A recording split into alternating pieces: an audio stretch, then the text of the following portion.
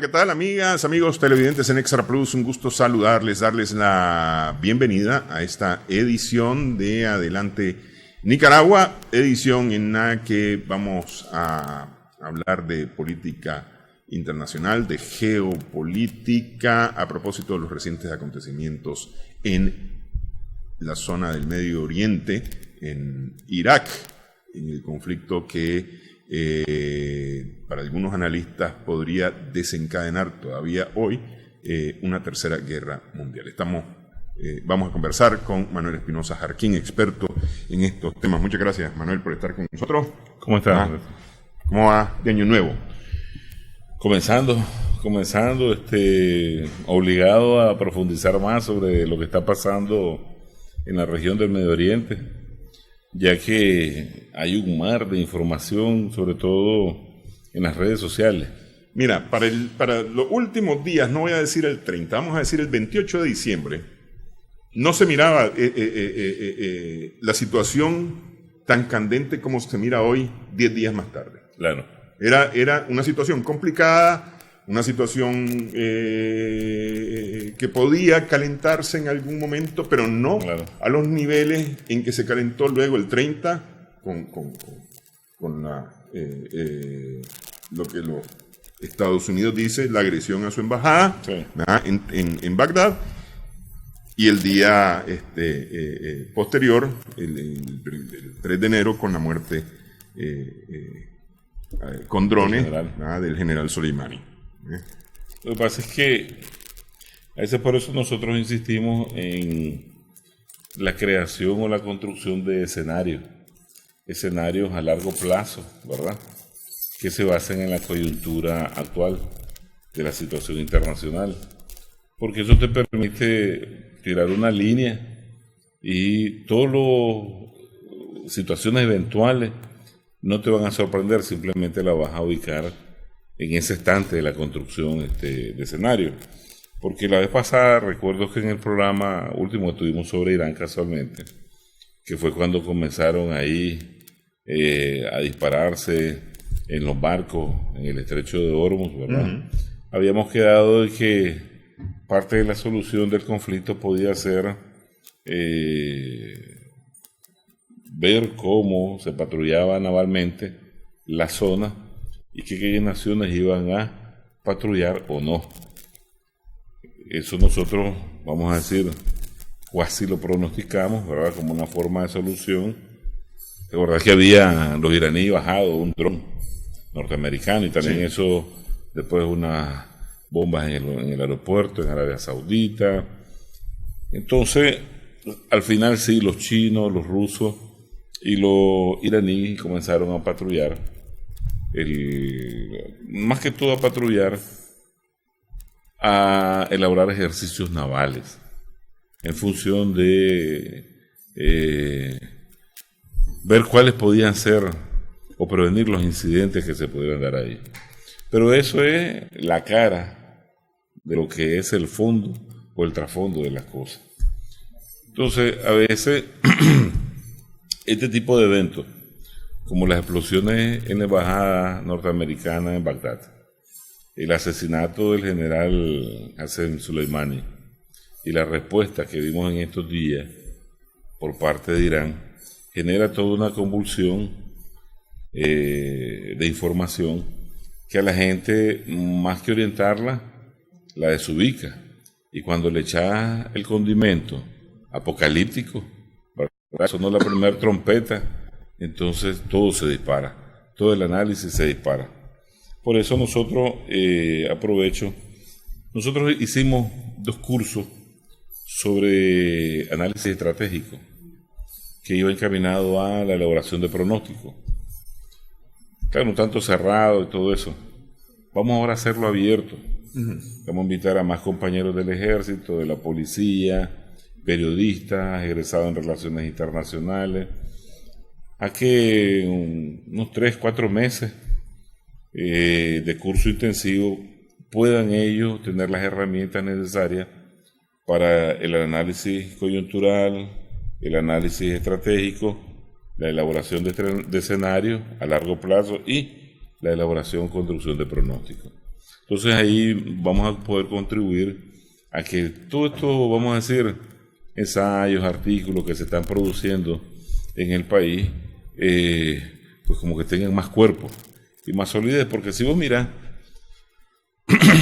desde la perspectiva académica, que es fría, aquí no es tanto simpatizar con uno o con otro. ¿Qué cosa es asesinar a un alto dirigente de otro país en un tercer país? Es un acto de guerra, porque este es un general. Así se originó la Primera Guerra Mundial. Sí, un general muy exitoso en su actuar, las estrategias implementadas contra la lucha, en la lucha contra el terrorismo en Siria y en la región en general, ¿verdad? Esto es violatorio al derecho internacional. Pero ¿qué pasa? Esta es una decisión que vos ves que Trump. No andas muy largo, de todos modos. Sí, los dos son, ¿verdad?, cadernarios. Dice, yo ordené.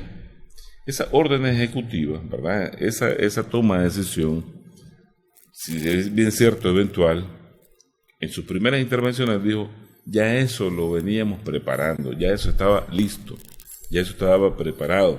Entonces ya no es él solo firma. Claro. Es una política de Estado. Él solamente da la luz verde. ¿Verdad? Entonces, ¿qué pasa? En las relaciones internacionales, vos sabés que hay una disciplina que se llama política exterior. Y dentro de la política exterior, de eso estudia algo que se llama análisis de la política exterior.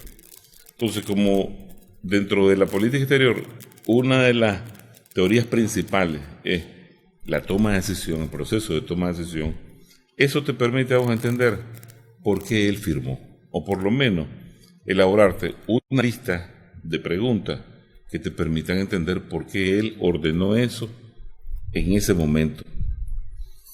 Puedes hacerte varias preguntas como si responde a una situación o a una estrategia. El coyunturalista, el que ve la semana a semana el periódico, él lo va a ver de una manera coyuntural, momentánea. El que analiza la política exterior lo va a ver en función de una estrategia a largo plazo que va encaminada a cumplir con ciertas etapas. ¿Ya? Si vos mirás, cualquiera te va a decir, mira, Trump la firmó. No hay que ser tan genio para explicar que Trump la firmó porque se está reeligiendo. Y entonces esa razón del estadista, ¿verdad?, es la que te puede explicar todo. Porque todo el mundo sabe de que un presidente que inicia una guerra es reelecto, sine qua non. Él mismo criticó a Obama cuando iba para su segundo periodo, justamente diciendo que iba a lanzar al país, una locura decía, lanzar al país a una guerra con Irán, solamente porque no tiene capacidades Obama para resolver la situación con Irán, decía él. Sí. Entonces, esa es la parte, ¿verdad?, cómica de esa lucha intestina dentro de demócratas y republicanos en función de acceder al poder en la Casa Blanca. Y prácticamente burdo, porque el video es igual. Él hizo lo que él criticó. Sí. Entonces, eso es la parte cómica de la política norteamericana. Pero mira, a ver, ¿se puede esperar del presidente Trump, que es una persona muy temperamental, creería yo, a partir de sus publicaciones en Twitter especialmente, pues, porque es decir, él no cuida en sus publicaciones, me parece a mí, de estrategia? Él es respondón, es un bravucón en Twitter. Escribí vos que Trump no es estratega, entonces inmediatamente él te responde. Claro, es guerrillero de Twitter. Sí, entonces se puede esperar del presidente Trump, no hablo del sistema, de él como persona, una decisión estratégica. Que ese tipo de cosas, como para llevar a la guerra a un país, no está en sus manos. Constitucionalmente, él puede ejercer algunas acciones ejecutivas, ¿verdad?, en función de una amenaza hostil, ¿verdad?, o una agresión, vamos a decir, de gran envergadura, como la pintaron el 9/11. Entonces ahí en el Congreso podía decirle no a Bush que no fuera hacia la guerra contra Afganistán, ¿verdad? Porque prácticamente... O contra Irak. Sí. Lo que pasa es que ahí Irak no pintaba, ¿verdad? Pero como Pero ya tenían la sí. jalaron de los pelos con Irak con el tema de... Ellos ya tenían, o siempre tienen un problema, porque aquí hay que verlo, yo decía, no solo desde el punto de vista del interés del estadista de ser presidente, sino que combinarlo con un interés estructural. Estructural en tanto a que esa, vamos a decir, posibilidad de la guerra, le beneficia a un sector de la economía norteamericana que es complejo militar industrial, ya tienen su nueva guerra, y vos tenés tu presidencia, o al sector, vamos a decir, monopólico, o todo aquel que se dedica a la reconstrucción de los estados que ellos mismos destruyen, por decirte algo. En el 2003 le cayeron por segunda vez a Irak, lo destruyeron por completo. Irak es un estado fallido. Y sin embargo ahora Irak le debe alrededor de 100.000 millones de dólares a los norteamericanos por la liberación. Incluyendo la base militar que van a desocupar. Entonces, ¿qué pasa? Como el sistema, ahí tiene que haber una lógica sistémica. Como el sistema ya perdió sus capacidades, hay un agotamiento de la actividad económica del sistema capitalista y por ende también de la economía gringa que se ha venido enfocando al saqueo, destrucción de microrregiones industriales completas, ¿verdad? De países industrializados completos. Mira Libia, el saqueo de sus recursos, y ellos vamos a decir, se benefician económicamente, y luego en la reconstrucción lo hacen pagar por la guerra que ellos llevaron y los dejan endeudados. Entonces el control hegemónico está garantizado. Entonces ahí vos mirás que hay una razón del estadista que hay que analizarla, porque puede ser que te digan que Trump, como tiene un color internacional enorme, quiere mostrar ante la opinión pública interna norteamericana y ante el mundo que es un líder de guerra, ¿verdad? Y que puede ganar esa guerra contra un enemigo, vamos a decir, de capacidad nuclear como Irán. Y también tenés la parte estructural. La parte estructural en materia de política exterior es compleja, porque ¿quién le recomendó a Trump que esa acción de política exterior era correcta? Liquidar a un líder extranjero. Fue la CIA. Por la CIA, acordate que por eso yo te preguntaba por Trump como persona, como individuo, es decir, como el ciudadano Donald Trump con sus características personales, siendo presidente de los Estados Unidos, sin incluir el sistema. Es decir, porque estamos claros como que el sistema tiene su forma de funcionar, su forma de analizar las cosas, claro. Deben de discutirlo seguramente sin el presidente de los Estados Unidos, sino cada uno a sus niveles, para llevar sus propuestas a un Consejo de Seguridad o a una Comisión Nacional de Seguridad, o cosas así por el estilo, ¿no? Entonces, y cada quien presenta sus... Por lo menos después del 9/11 que se unificaron supuestamente todos los sistemas de seguridad de los Estados Unidos. Claro. O abrieron los canales de comunicación para tener toda información más cercana. Mira, pues. El presidente norteamericano está para firmar sobre la base de los intereses nacionales. Sí. Sobre todo aquellos sectores que son prominentes, de mayor influencia en la política interna y la economía norteamericana. Entonces, acuérdate que él está firmando algo que ya el Consejo de Seguridad Nacional, que es el aparato, la antesala para que él tome una decisión, ha procesado de las diferentes agencias, los códices de la comunidad de inteligencia, que le están pasando, y ellos la unifican en un formato de política implementada o a implementarse. Entonces, su rédito es muy personal. Él quisiera ir a la guerra hasta con los marcianos, pero no. Sí, porque yo supongo que cuando le llevan la propuesta porque él lo reconoce, ¿no? Sí. Es decir, desde hace rato veníamos preparando claro. esta acción, ¿no? Es decir, eso significa que los órganos de inteligencia, contrainteligencia, botas en el término y demás, estaban trabajando sobre esto ya habían previsto que esto podía ocurrir. Supongo que cuando llegan la propuesta en un folder, le dicen, miren aquí, le dicen a Trump, mire, aquí está. Sabemos que va a estar en tal momento, en tal lugar, y tenemos tales capacidades para tomar estas acciones. Entonces, alguien debe decir, lo que puede ocurrir es esto, esto y esto y esto, lo que no puede ocurrir es esto y esto y esto, nos beneficia de esta manera, no nos beneficia de estas maneras, podemos tener tales y cuales consecuencias. Yo supongo que eso debe de ir más o menos en esa línea. Y al final queda en él aprobarlo o no aprobarlo. Yo te contaba, ¿te acordás cuando le propusieron al presidente en su momento la guerra contra Guatemala, ¿te acordás? En 54, o contra los cubanos. Entonces, ¿cómo funcionan? Ellos ya tienen preparadas, vamos a decir, esas propuestas, ya sean operaciones encubiertas a menor o gran escala, ¿ya? Ellos necesitan que se la firmen. O sea, la importancia de la imagen norteamericana, incluso la importancia de lo dantesco que puede parecer una operación, a ellos no les interesa. Si vos mirás, ellos han tenido un gran retroceso al asesinar a un líder extranjero, general militar, que es un acto de guerra. Entonces a ellos no les interesa. Y muy difícil, tal vez el del Departamento de Estado se la explicó, ¿verdad? Y le dijo, no, mire, esto y lo otro. Y la diplomacia en estos tiempos de rapacidad, de voracidad económica, no interesa.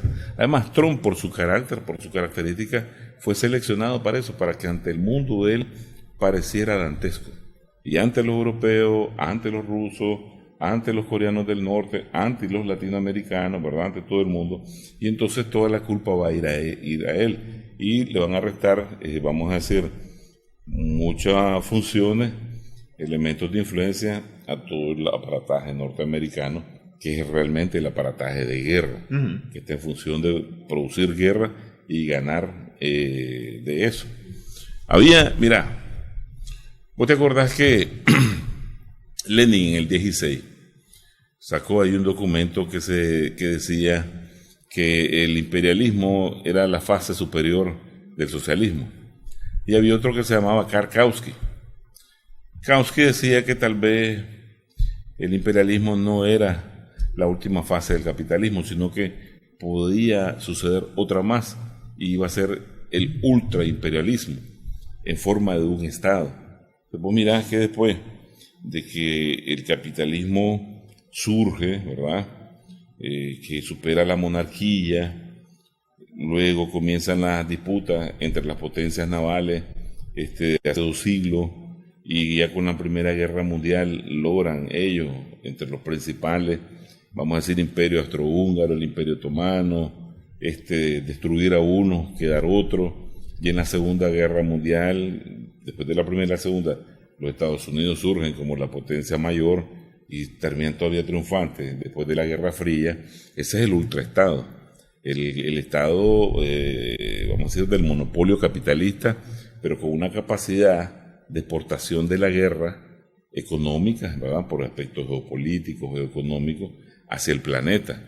Y entonces él está disputando no la lucha de la figura de un títere que se llama Donald Trump. Él está disputando ese ultraimperio, está disputando su supremacía global, su poderío global. Entonces, Irak es un elemento vinculante a muchas acciones de poderío que él tiene no solo en la región del Medio Oriente, ¿verdad?, sino que hacia Rusia, hacia China, ¿verdad?, hacia el resto y en el mundo. Porque Irán también representa un elemento de contrapeso a sus intereses y globales y regionales. Ok, vamos a hacer pausa en esta edición de Adelante Nicaragua. Estamos conversando con Manuel Espinosa Jarquín a propósito de las tensiones en el Medio Oriente y el enfrentamiento entre Estados Unidos e Irán.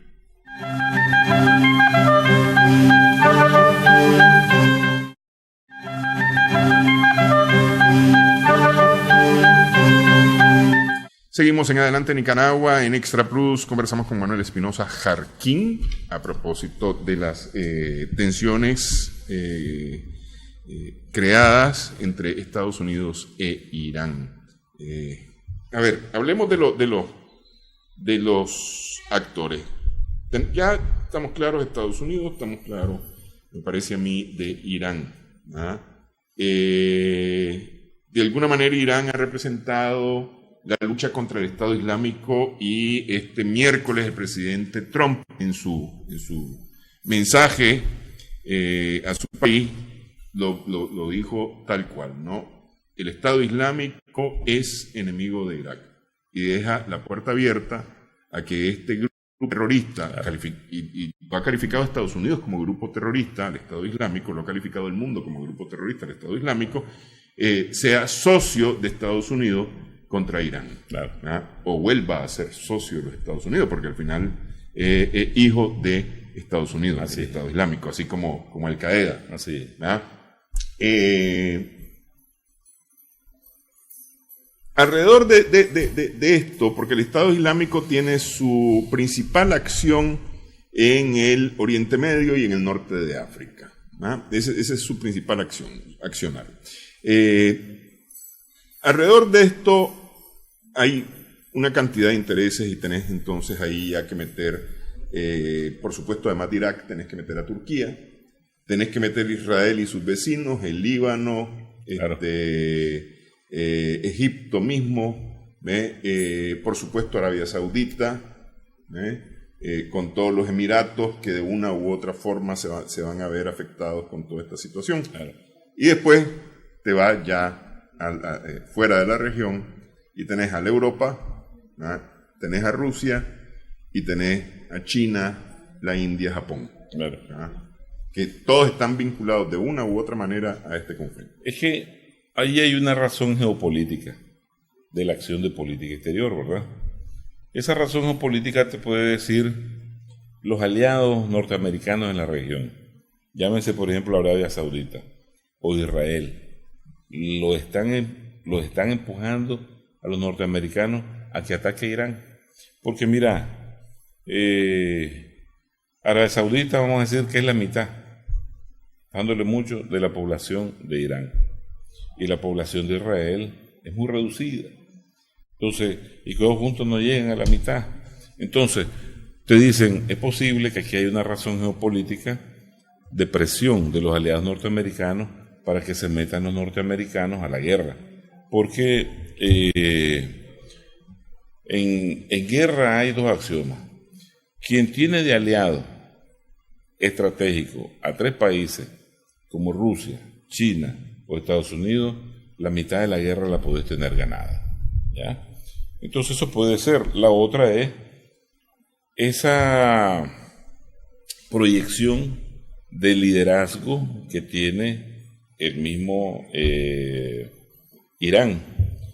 A Irán vos le podés quitar inclusive su capacidad nuclear, pero te puede generar en toda la región, ¿verdad?, muchos problemas, y a los árabes sauditas, y a los cataríes, y a los israelíes, por mucho que después ellos presentan una imagen casi de indestructible, ¿verdad? Con Turquía tiene la misma población, ¿verdad? Pero no tiene ningún dilema confrontativo, como pudo suceder en la década de los 80. Y con Irak, y lo decíamos creo en el programa pasado, Arabia Saudita financiaba a Irak en la guerra de los 80 contra Irán. Sí. Y juntos, 30 y 27 millones, no era igual a los 70 millones que en aquel entonces tenía Irán. Ahora, con la crisis de Siria, con la guerra en Siria, y esto hay que reconocerle a la diplomacia rusa, tejió una relación interparte, tanto adverso como socio aliado de Bashar al-Assad, alrededor de la solución del conflicto en Siria. Producto de este buen manejo diplomático, ¿verdad?, han logrado ellos crear un formato de solución del conflicto a largo plazo, donde el conflicto no puede, si vos mirás, reanudarse. La última posibilidad que hubo fue cuando Turquía iba a entrar a la parte kurda del norte de Siria, ¿verdad? Y entonces los sirios dijeron que no, y los kurdos dijeron que no, y en la región de Idlib se esperaba un gran baño de sangre. Y la diplomacia rusa, con las nuevas relaciones que tiene con Turquía, y con los sirios, y con los kurdos, ¿verdad? En la parte siria y iraquí, lograron crear una franja de patrullaje, ¿verdad? Y contener a Erdogan. ¿Significa que esta apuesta está, vamos a decir, un tanto solucionada a favor de un nuevo bloque, que es Rusia, China, Turquía e Irán? Esto es poblacionalmente un monstruo. Pero decir, a ver, sí. Con Turquía yo tengo mis reservas. Turquía juega... Es una bisagra. Sí, juega ahí bien, claro. Un movimiento bien difícil. Sí. Es una bisagra, pero ya ves vos que fantástico. Mientras la política agresiva norteamericana está lidiando si va o no va a la guerra ahorita, ¿verdad? Porque guerra tiene que ir. Sí, es decir, a ver, en su mensaje el presidente Trump dice, tenemos la fuerza, tenemos el poderío, tenemos todo, pero eso no significa que lo vayamos a usar, dice. Es decir, dice, no en este momento. Pero deja la puerta abierta. Pero que mañana de repente ordenó un ataque masivo y se armó, ¿verdad? O sea, tampoco el análisis del discurso es bien. Pero cuando él te dice, siguen las acciones económicas, eso es la continuación de la guerra que ya inició desde hace rato. Y no le vamos a permitir nunca tener un programa nuclear, eso es guerra, ¿verdad? Entonces, lo que pasa es que la gente siempre ve la guerra solo en la movilización de los aparatos militares, ¿verdad? Aviones, en los disparos, barcos, tanques, soldados, pero la guerra tiene una nueva cara, una nueva forma de conducirse desde hace muchos años, sobre todo con todo el aspecto tecnológico, comunicacional que hoy existe. Estamos chateando en WhatsApp y estamos en guerra, ¿me entendés? Entonces estamos batiéndonos. Entonces, mira, ¿qué sucede? Irán no está solo, pero Irán no es árabe, Irán es persa, tiene otro tipo de cultura, tiene otro tipo de organización, son más de 500,000 de hombres activos militarmente, pero además de eso, sus tropas han estado y en Yemen y en Siria, ¿me entiendes? Han generado muchos éxitos, destruyeron a esa construcción del terrorismo a través de Al-Qaeda, de los Al-Nusra, en Siria, y han contenido al mismo Israel. Entonces, para tanto, ese bloque de Arabia Saudita, supone Emiratos Árabes, Qatar, Kuwait e Israel, no metes ahorita a Turquía porque parte de todas esas negociaciones diplomáticas que te dio en Rusia y le cedieron, lo pusieron a que lidiar en la solución del conflicto de Libia. Se ve, ahora tiene un nuevo papel, como antes le hubiera gustado tener, ¿verdad? Pero todo eso es hablado, todo eso es acordado. Ese rol es cedido ante una gran ausencia de la diplomacia egipcia. ¿Qué sucede? Dentro de los norteamericanos, a esa razón geopolítica tenés que agregarle una razón social de política exterior.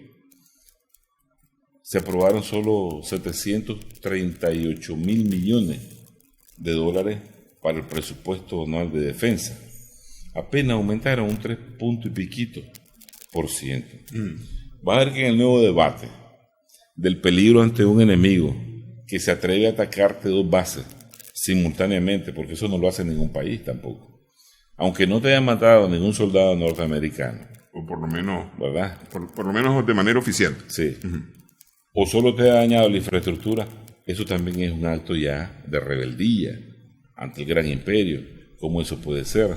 También eso es una bofetada que la están disimulando. ¿Cómo la están disimulando? No nos mataron a nadie, ¿verdad? Que no se sabe, porque en estas cosas la verdad es la primera derrotada, ¿verdad? La primera víctima. El primer día decían que eran 80, sale Trump dice que no, que ninguno, que solo 3 ahí, techo, 2 ventanas destruidas, una puerta, y no pasó nada. Está disimulando un golpe fuerte militar, un acto de rebeldía. Y aquí ellos dicen, nuestro objetivo es sacarlo completo de territorio, ¿verdad? Y ahí solo hay 2 formas, o salir voluntario o salir, ¿verdad? En ataúd. Sí. Entonces, esa razón, vas a ver que ahorita, de la posibilidad de la guerra en Irak, le va a dar al complejo militar industrial la capacidad al Ejecutivo, al gobierno federal, de enjaranarse más en un presupuesto mayor militar. Entonces, ellos también necesitan este tipo de excusa para incrementar su presupuesto. Ahora, son 738.000 millones. Rusia andará por 60.000 o 50.000 o 70.000. Y los chinos 2/3 de eso. O sea, tienen una suficiencia militar enorme. Sin embargo, las guerras no son como antes nosotros pensábamos. Quien tiene más balas y más metralla, ese es el que gana, ¿verdad? Hay muchas condicionantes que hasta ahora, y en el mundo, vamos a decir, del análisis, el choque de civilización al que se han metido los norteamericanos o Occidente en la región no lo he dejado bien visto. Vamos a decir, una encuesta, una radiografía regional sobre la imagen de los norteamericanos en la región es completamente negativa. Se entiende que él es el patrocinador de la desestabilización regional. Sin embargo, Rusia, Turquía misma, Irán, con la cantidad de tropas que metió para defender al régimen de Assad, tienen otra imagen, inclusive China, de componedores internacionales. Entonces, aquí es donde, sin dejarse de alarmar de esa trompeta apocalíptica, ¿verdad? Porque al final va a tocar, la trompeta va a tocar. Habría que darle chance, con la visión que comenzamos nosotros el programa, cuáles son las ventanas, cuáles son las opciones que tiene la diplomacia global, multilateral, ya sea para prevenir, para contener o para, como te dijera yo, tratar de entrar en un camino de solución a ese conflicto que ya está. Pareciera que en este momento, después de anuncios en el Consejo de Seguridad de no intención de uno y del otro, de Estados Unidos y de Irán, de no confrontarse bélicamente, pareciera que cada uno está tomando un respiro para poderse preparar para hacer lo que tenga que hacer, claro, en el momento en que deba de hacerlo. Evidentemente, en los panoramas, el tema de la guerra, o en los escenarios que se plantean, el tema de la guerra, del enfrentamiento bélico, del enfrentamiento armado, nunca está descartado. Claro. ¿Cuáles son los peligros reales, creo, para los países en la región, pensando en Israel como el principal aliado, Israel y Arabia Saudita como los principales aliados de los Estados Unidos, Siria misma como un país que tiene una buena relación con Siria, y el papel que pueden jugar los actores externos de esa región en su ajedrez geopolítico más fuerte? Vamos a hacer pausa, dejamos esta interrogante para continuar conversando con Manuel Espinosa Jarquín al regresar.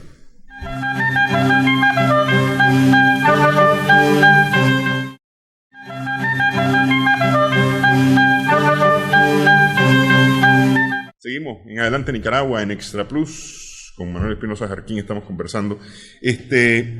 ¿Cuáles son los peligros reales, lo que puede ocurrir? Todo el tiempo se ha hablado de que Israel es el blanco, o por lo menos eso es lo que Estados Unidos grita a los 4 vientos, que Israel es el blanco de Siria todo el tiempo, o el blanco de la comunidad árabe, musulmana, por su carácter judío. Claro. Todo el tiempo lo ha dicho. Entonces, ¿hay realmente en este momento un peligro real para Israel? Acuérdate que ha habido un conflicto árabe-israelí por esa falta de unidad de los árabes. El conflicto, vamos a decir, se agotó. Irán prácticamente se quedó agrediendo, masacrando al pueblo palestino. Israel, sí. Palestina ha estado, como diría yo, soportando pues ese martirio, y sin embargo también Israel tiene un conflicto serio con Irán, producto de la posibilidad de crear programas nucleares, porque Israel, si vos miras el discurso de Netanyahu, él acepta que también son poseedores del armamento atómico, ¿ya? Entonces, como yo te decía, judíos, turcos, árabes, musulmanes, persas, ahí lidia un sinnúmero de diversidad cultural con diferentes capacidades tanto económicas como militares. A la hora de los sirios, al solicitar la ayuda de Irán, no solo ha sido para contener a todos esos grupos terroristas que crearon los norteamericanos, Arabia Saudita e Israel en conjunto, ¿verdad? También sino es para contener al mismo Israel. Y la relación, por ejemplo, Irán-Hezbollah. Hezbollah ha crecido en sus capacidades, vamos a decir, tanto defensivas como ofensivas, en las narices de Israel. Eso ya te dice que es una amenaza para él. Como yo te decía al principio, los israelíes que han actuado destruyéndole muchas, vamos a decir, plantas científicas de producción alrededor del programa nuclear, al final pueden destruir la capacidad nuclear de Irán, pero eso no les da a ellos la posibilidad de salvarse o de ganarle una guerra a Irán. A ver, este martes por la noche, sí, los misiles tierra-tierra lanzados por Irán, sí, hacia Bagdad no eran nucleares. No eran nucleares, eran digamos, misiles comunes, pues, claro, es decir, sí, explosivos comunes. Lo que te dice de algunas capacidades de Irán sin necesidad, claro, de recurrir a la parte nuclear. Claro. Una cosa que varias gente me ha dicho a mí sobre esto que sucedió el martes en la noche es que el propagandizado sistema de defensa norteamericano, que es el que comparte, claro, Israel, no funcionó. Claro. O por lo menos fue burlado. A ver, se hablaba de 17 de 22 misiles hicieron blanco. Lo que pasa es que, claro, ahí, solo alrededor de ese tema, hay una ensalada de tantas, como te diría yo, puntos de vista que ya se han expresado en los medios. El primero es que los cohetes que lanzó tierra a tierra Irán no son muy novedosos. Y al principio vos comenzás la guerra usando el arsenal más viejo que tenés, ¿verdad? Sobre todo para que el adversario no entienda qué es lo que tenés. Y entonces de ahí se han agarrado mucho a decir de que el potencial, vamos a decir, de misiles iraní, es obsoleto. Y hasta Trump lo dijo. Nuestros misiles son más precisos, son mejores, más marcados, muy precisos, ¿verdad? Muy nuevos, muy modernos, muy computarizados, muy todo, pero no lograron detener el ataque. No lograron, sí. Otro, ellos te dicen de que su sistema de alerta preventiva funcionó a tiempo, les advirtió y lo lograron, vamos a decir, movilizar a sus tropas a los búnkeres, y por eso no murió nadie y por eso solo fue afectada la infraestructura, ¿verdad? Hay otros que te están diciendo de que tras el asesinato de Soleimani, las partes por detrás, tras bastidoras, se pusieron de acuerdo, como que ellos levantaron la bandera roja de la retaliación, de la venganza. Entonces los norteamericanos buscaron cómo distensionar y dijeron, bueno, vamos a permitirles ahí alguna respuesta para que ustedes convenzan a su opinión pública de que están actuando y nosotros nos vamos a hacer como los que no pasó nada, ¿verdad? Entonces les permiten atacar esas dos bases. Todo eso se comenta. Cuando vos comenzás a preguntarte, ¿realmente ese imperio se puede dar el lujo de que te ataquen, ¿verdad? Porque eso levanta la moral de todo el mundo. Ya el norte, una base norteamericana deja de ser inexpugnable, ¿verdad? Entonces todo el mundo te la va a comenzar a tirar por lo menos una piedra. Ya no sería la base, sino un jeep que maneje. Entonces hay cosas creíbles y no creíbles en todo esto. La verdad es que hay una guerra entre ellos. Los que más pueden sentir el costo ya de esta guerra es el mismo pueblo iraní, que está sujeto bajo la sanción norteamericana. Muchos de los aliados norteamericanos, inclusive occidentales, no las han apoyado, vamos a decir, para la no compra del crudo iraní. Entre ellos la India, entre ellos Corea del Sur, ¿verdad? Entre ellos Francia y otros ahí. Entonces, eso te dice que los aliados tanto cercanos en la región como Arabia Saudita, que su potencial militar es menor que el iraní, que su experiencia de guerra es menor que el iraní, que su población, ¿verdad?, es menor que la del iraní, tiene mucho que perder. Pero además de eso, tienen una costilla a los yemeníes. Y están en un conflicto serio con los yemeníes y Irán apoya a Yemen, ¿ya? Los israelíes, pues ya dijimos que ellos mejor deberían de apartarse, ya que lograron lanzar a los norteamericanos, porque también decíamos la vez pasada, los israelíes provocan muchas acciones de política exterior en los norteamericanos. Prácticamente el obispo israelí manipula al ejecutivo norteamericano en muchas acciones en la región. Y al final Israel está bien, está haciendo negocios con muchos países de la región, y el malo de la fiesta resultan ser los norteamericanos, y esa es la realidad actual. La región del Medio Oriente es un polvorín, y producto de que es un polvorín hoy, y la región misma y el mundo es menos seguro. Ahí cualquier blanco, vamos a decir, móvil o físico, occidental, puede ser un blanco en esa guerra. Si vos mirás esa tragedia en el Boeing, el que iba para Ucrania, de ucranianos, de la línea aérea ucraniana, esto es raro, entonces está generando muchos comentarios, porque al final ahí van muchos occidentales.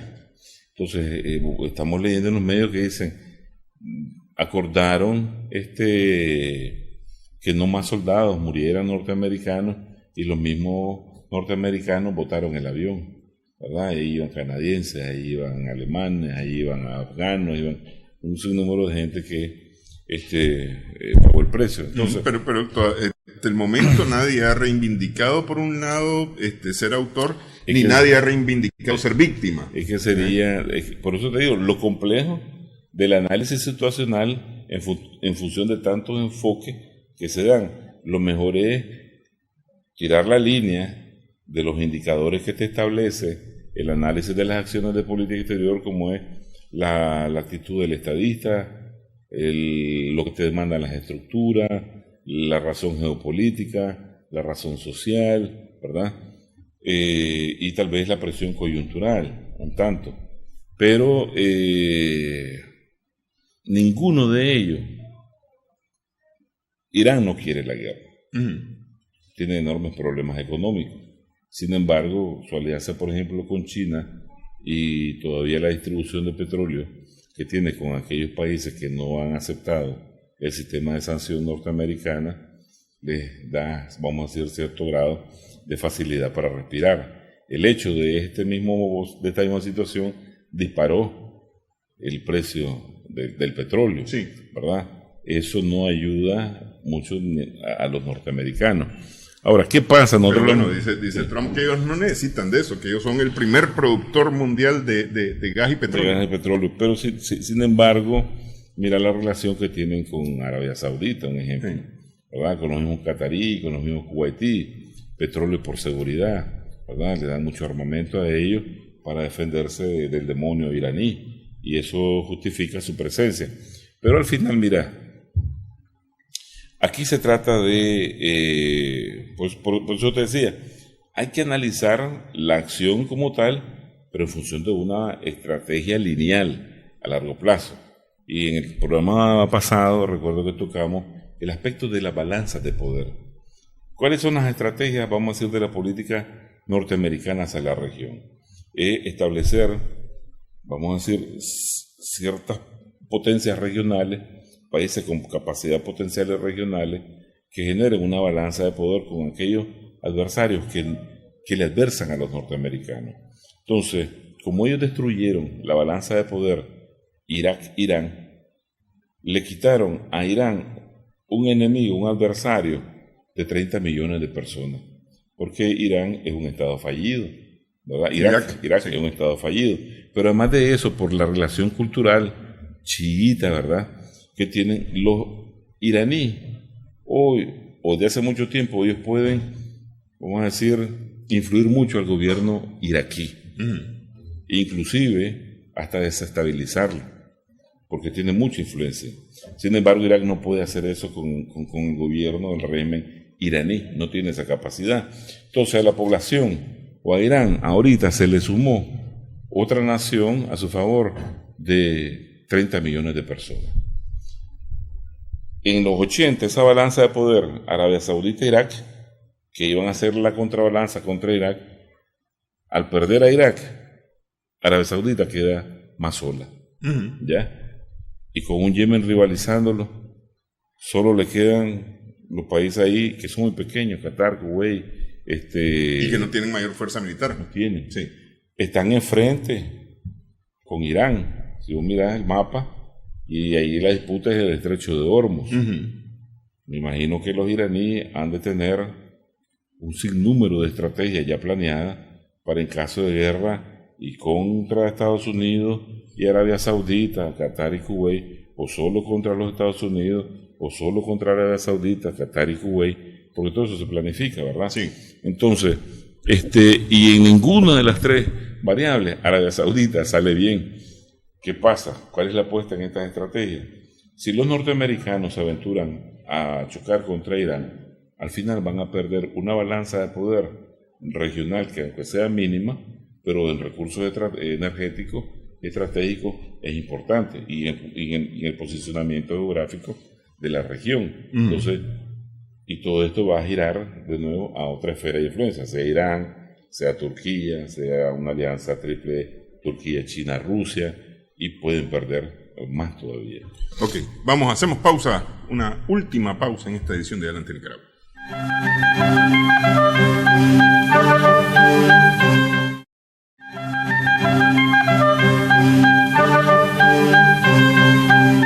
Seguimos en Adelante Nicaragua, en Extra Plus. ¿Tendría más que perder entonces en esta situación, más que Israel, que digamos sería como el trofeo de esa región ansiado por mucho tiempo? ¿Tendría más que perder Arabia Saudita? Sí, porque mira, los judíos culturalmente están más cohesionados. La situación económica de Israel y militar y técnico-científica es superior muchas veces a la de Arabia Saudita. Como sociedad, ellos están más compactos, ¿verdad? Arabia Saudita es una monarquía, un sistema atrasado por completo. Y muchas de sus regiones viven como en la época de Jesucristo. Una situación de guerra que altere la precariedad económica de Arabia Saudita. Una cosa es cómo viven los jeques, ¿verdad? Cómo vive la élite de poder económico de Arabia Saudita. Otra cosa es cómo vive la nación por completo y sus vecinos. Entonces, una situación de guerra de Arabia Saudita contra Irán más bien puede provocar todos estos levantamientos sociales y contra la monarquía y contra los problemas estructurales económicos de Arabia Saudita, y el impacto podría ser profundo para ellos. Por eso es que muchos necesitan la cobertura norteamericana y en función de sus poderíos, de todo lo que proyectan, pues, de todo lo que proyecta el poderío norteamericanos. Y efectivamente, pues Arabia Saudita es la primera gran perdedora de este conflicto. Ok, ya prácticamente para finalizar, ¿cómo queda América Latina en medio de todo esto? Claro, aunque estamos alejados, ¿verdad? Porque eso puede ser una de las primeras percepciones. Estamos alejados, aquí no pasa nada, aquí no van a salpicar los charneles, etcétera, etcétera, pero vos sabés que ese efecto mariposa que muchos estudian las relaciones internacionales, lo que pasa allá tiende a trascender aquí de una u otra manera. Las dos Latinoaméricas, las dos Américas Latinas que conocemos, aquella que por sus élites se inclinan a apoyar la lucha de los norteamericanos y la nuestra, ¿verdad?, la de la segunda independencia, debe estar claro que esto es una guerra imperialista y debemos de volcarnos nosotros contra esa guerra imperialista. Una guerra, ¿qué significa cuando un hombre, un humano, un individuo toma por decisión la violencia, la escasez de otros recursos para solucionar un problema que tiene, ¿verdad? El aniquilamiento de miles de niños, de miles de padres, madres, ancianos, destruir a otro país, es algo muy criminal, ¿verdad? No corresponde a valores de libertad, ni de justicia, ni nada de eso. La sociedad mundial se ha desarrollado. La tecnología y la información ha causado mayor educación política, mayor conocimiento político en los pueblos. Entonces, ya eso es difícil de venderte una guerra por liberarte, por quitarte al tirano de Saddam Hussein, por tirar al tirano de Gaddafi o al Bashar al-Assad. Esas cosas no funcionan. Entonces, lo que nosotros tenemos como latinoamericanos es contextualizar esa realidad del capitalismo, que al final, por mucho que vos crezcas, siempre vas a tener o un mando, un jefe, ¿verdad?, que te va a controlar, o un agresor. Y ese tipo de relaciones, vamos a decir, violentadoras del derecho internacional, nadie las quiere. Ojo, hay otro análisis.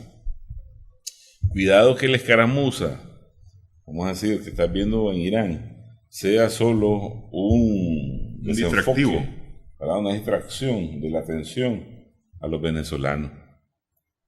Porque habría que entender qué país militarmente le generaría más problemas a los norteamericanos allá o aquí. En Irán, en el Medio Oriente, estamos claros, van a reactivar todo lo que es Al Qaeda y el ISIS para que ataquen a Irán. Allá están claros, y ellos ya saben cómo han estado lidiando con ellos pues todo este tiempo, desde que comenzó la guerra en Siria. Aquí también es un plato suculento de petróleo y gas, ¿verdad?, de reserva que tiene Venezuela. Entonces, no se puede descontextualizar ni la guerra con Irán, ¿verdad?, ni vamos a decir, la voracidad que tiene hacia nuestro pueblo. Bueno, quiero agradecerte, Manuel, haber estado con nosotros. Gracias, conversando sobre este tema tan escabroso. ¿Ah? Duro. Sí. Vamos a ver cómo continúa. Vamos a ver cómo continúa. Vamos a continuar dándole seguimiento en Adelante Nicaragua en Extra Plus. Agradeciendo mucho su sintonía, su atención a este programa. Esperamos que haya sido de provecho para usted.